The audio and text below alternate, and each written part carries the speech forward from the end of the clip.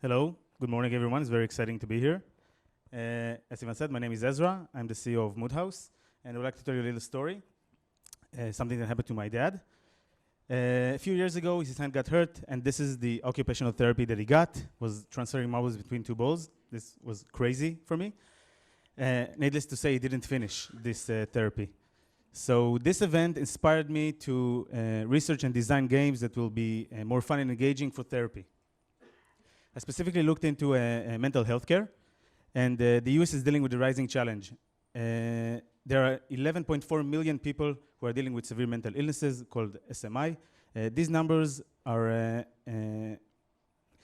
gaining a loss of $467 billion in productivity and medical expenses to the US market, and the numbers are rising. A mentally ill person are going through many kinds of facilities, but eventually they get sent home and they need to get taken care of by their community, and they need to deal with the day-to-day activities called IADL. We know that poor community care leads to up to 50% relapse and get readmitted. This is bad for everyone. It's bad for the system, which is overloaded. It's bad for the family of the patient, and especially it's bad for the patient.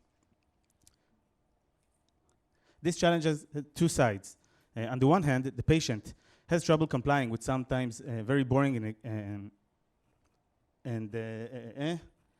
boring and complicated issues. He doesn't get real-time attention, not from his family and not from his therapist, and has real trouble communicating his troubles. On the other hand, the therapist has high workloads, can get very frustrated teaching the same boring and complicated issue to sometimes unteachable people, and he can get burnout very fast. Our solution is a personalized care system. The patient starts therapy in virtual reality, where we can give him a safe environment to practice the same boring, complicated issues. Then we offer him continuous care through his phone. This approach to therapy saves time both for the patient and the therapist, increases the motivation, and provide continuity of care for the patient. This could reduce readmittance a great deal. Why virtual reality? Edgar's Dale Cone of experience shows that over time, we remember 10% of what we read, 20% of what we hear, and 90% of what we experience. This is a big deal. And VR is perfect for this. Immersive environments are showing great promise with clinical trials, dealing with clinical experiences in virtual reality. I would like to show you now one of our experiences that is one cycle of budget building.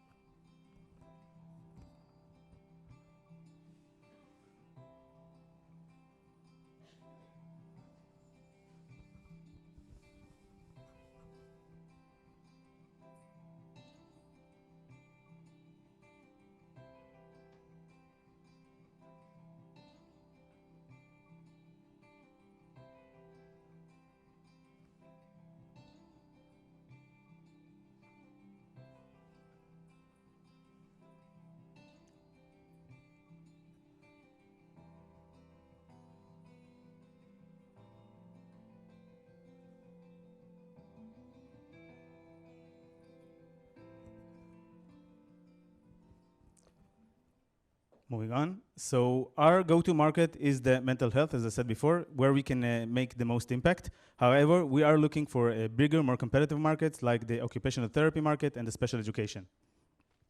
There is some competition out there. Most of the VR companies that are focusing on mental health are focusing on mindfulness, and none of them provide continuity of care through their phones. We have a working demo that you can later try outside. And we're going to do a pilot with Ehud B'Shikum service provider in the next few months, and we're currently working on a provisional patent.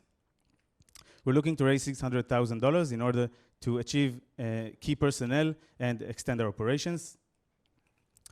Our team is a multidisciplinary one. Tom Feldman, he's our CTO, has 7 years experience in software and game development. He's an actual encyclopedia of games. Sarit Rezer has a PhD, is a PhD candidate in occupational therapy with 10 years experience developing games for therapy. And myself, I was an architect, and for the past 3 years, I've been developing and designing and researching games for therapy in virtual reality. So come see us outside to try our VR experience. Thank you.